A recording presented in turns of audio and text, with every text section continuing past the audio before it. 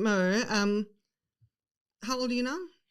I'm on the 21. Yeah. I'm on the fourth floor of being 21. Okay, so exactly. So what do you want to be when you grow up?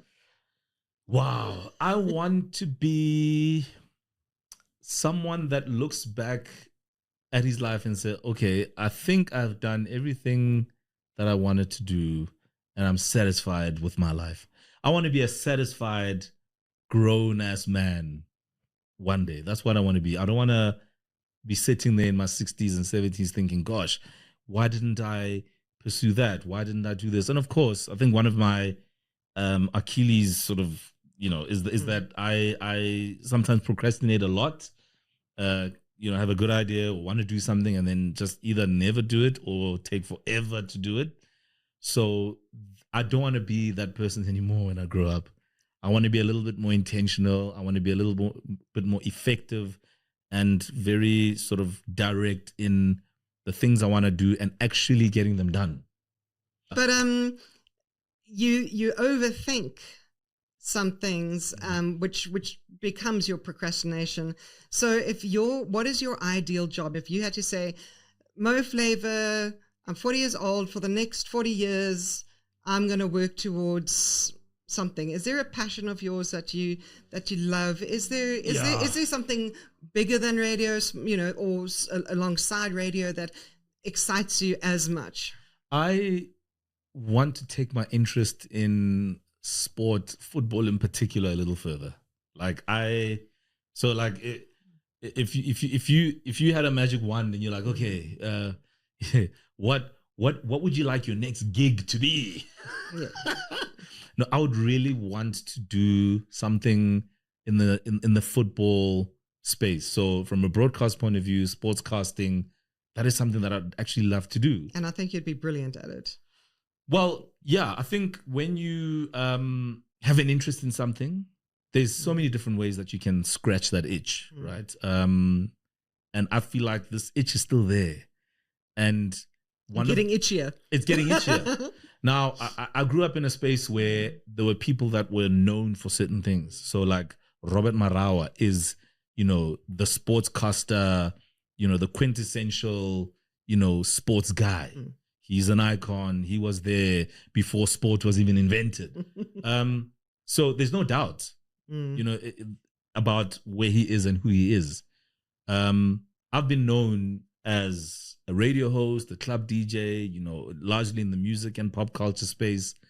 So if I decide to get into sportscasting, like if I pivot and say, okay, let me get into the sportscasting thing, is it going to make people question, right, my authenticity in the space? Because you know how it is. A lot of the people that are in sportscasting either have always been there or were athletes themselves. I'm neither.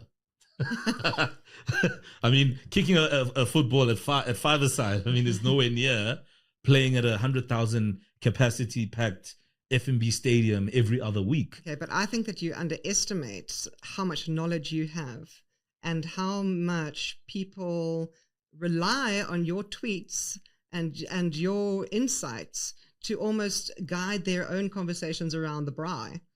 I mean, you don't have to be an athlete or a sports presenter from day one to offer a different side of sportscasting, that brings possibly more guesswork into, okay, which player is going to move to which team?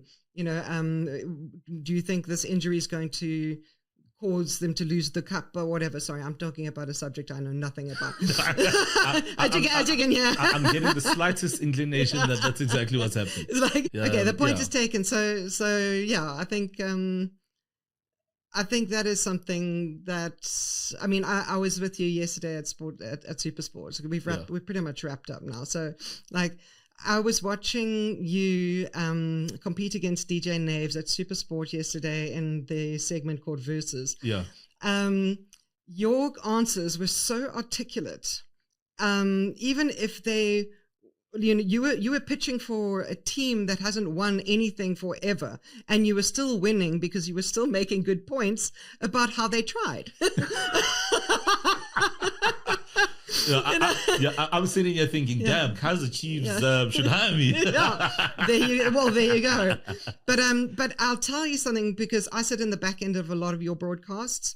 I'm always there in the little shadows, and I was standing inside the production booth, and the arguments that were happening between the people in the production booth. There was about 10 of us, all watching you answer your questions with names and going through but the engagement you were getting just from those people in the production booth, sort of shouting, going, no, bull dust, blah, blah, blah, blah. It was testament to me that this space for you is a very exciting space that you could get into, that people really do actually want to hear your side of things. And I think that it's wide open for you. Well, let's manifest. No, but I mean, if when I grew up, I want to be a sportscaster. Cool. There you go. I said it.